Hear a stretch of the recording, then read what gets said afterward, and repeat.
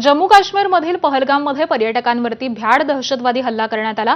त्यावेळी सगळा देश हादरलेला होता। गेल्या वर्षी एप्रिल महिन्यामध्ये हा हल्ला करण्यात आलेला होता आणि त्यानंतर ऑपरेशन सिंदूरही राबवण्यात आलं। या घटनेमध्ये ज्या पर्यटकांना धर्म विचारून ठार मारण्यात आलेलं होतं त्यामध्ये महाराष्ट्रातले पर्यटक देखील होते। पुण्यातल्या संतोष जगदाळे यांच्या कुटुंबियांवरती देखील या घटनेमुळे दुःखाचा डोंगर कोसळला। संतोष जगदाळेंना या हल्ल्यामध्ये ठार करण्यात आलं, ज्यानंतर त्यांच्या कुटुंबातील सदस्याला नोकरीचं आश्वासन देण्यात आलेलं होतं, मात्र अद्यापही त्या आश्वासनाची पूर्तता झालेली नाही।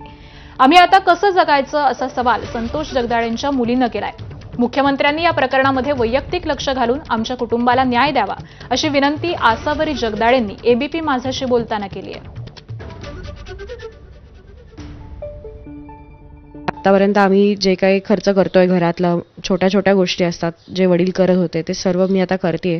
ते आता मी जो पूर्वी जॉब करायचे त्यातनं जे सेव्हिंग्स केलं होतं त्यातून करतेय, पण आता जो डेली इन्कम असतो, मंथली इन्कम असतो, त्याची फार आवश्यकता आहे। जे अधिकारी आहेत मोठे मोठे ज्यांच्याकडे फाईल गेलेली मला असं सांगितल्यानंतर मी त्या सगळ्यांना फोन केले, पण सगळ्यांकडनं मला असाच रिस्पॉन्स आला की एक जण म्हणते की माझ्याकडे फाईल नाहीये, माझ्याकडे फाईल नाहीये। पण ह्या महाराष्ट्र सरकारला खूप कळकळीची विनंती आहे की माझ्या मुलीला शासकीय सेवेमध्ये रुजू करून घ्यावं।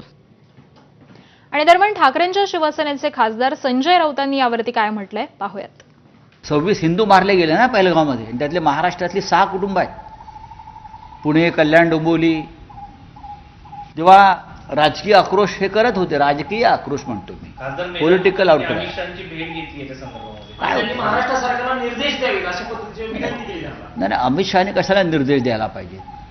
जे आता टिपू सुलतानच्या संदर्भात छाती पिटतायत हिंदुत्व हिंदुत्व म्हणून, त्यांना एक कळत नाही का की हा विषय महाराष्ट्र राज्याच्या अखत्यारीतला सुद्धा आहे ना। या सगळ्या कुटुंबातून जे लोक मारले गेलेले आहेत, त्यांनी आपला माणूस गमावलेला आहे, त्यांच्यासाठी जर सरकार काही करू शकत नसेल तर कसलं हिंदुत्व आणि कसला राष्ट्रवाद?